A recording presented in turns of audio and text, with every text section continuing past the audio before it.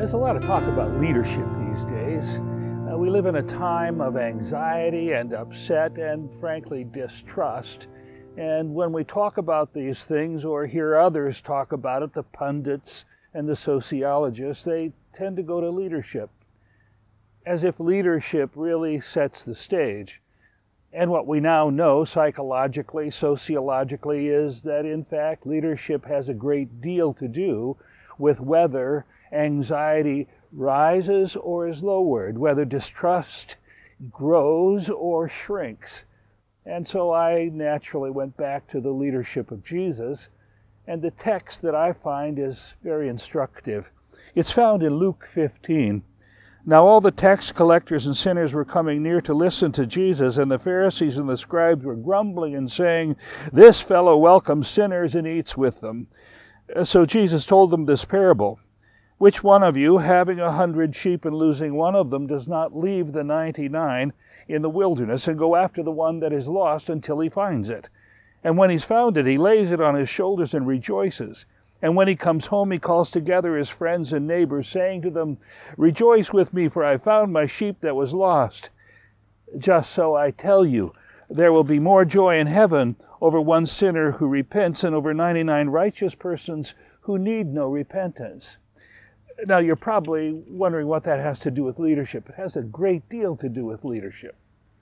Let me point out that when the Pharisees and the scribes say, "This fellow welcomes sinners and eats with them," there is an emotional content of derision, and Jesus doesn't get hooked by it. The emotional content doesn't infect Jesus, and so Jesus is not reactive. So much of leadership these days is reactive leadership. Instead of growing trust, it diminishes. Instead of easing anxiety and raising confidence, the anxiety goes up. Reactive leadership adds to the problem, no matter how it addresses the issue. Jesus isn't reactive.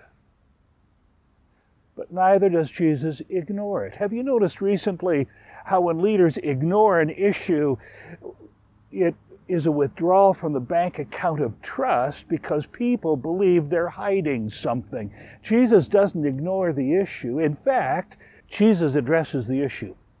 He doesn't address the issue reactively by being aggressive, nor does he address the issue by absorbing the anxiety and the upset and allowing that shape it. Jesus speaks to the issue by telling a story that engages the hearers in thinking beyond the moment.